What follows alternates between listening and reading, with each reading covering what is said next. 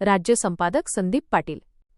जामनेर पिंपळगाव कमानी येथील काँग्रेसचे एकनिष्ठ कार्यकर्ते आणि प्रगतिशील शेतकरी श्री विलास भाऊराव पाटील यांना पंढरपूर येथील दक्षिण युवा पत्रकार संघाच्या वतीनं आदर्श शेतकरी पुरस्कार देऊन नुकतेच गौरविण्यात आले आहे.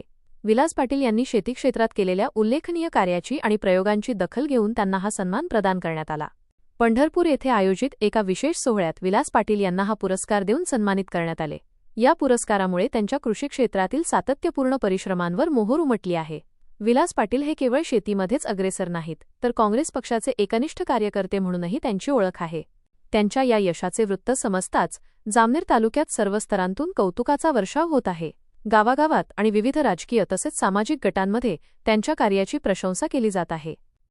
एक कष्टाळू आणि अभ्यासू शेतकरी म्हणून त्यांनी मिळवलेला हा बहुमान जामनेर तालुक्याच्या शिरपेचात मानाचा तुरा रोवणारा ठरला आहे.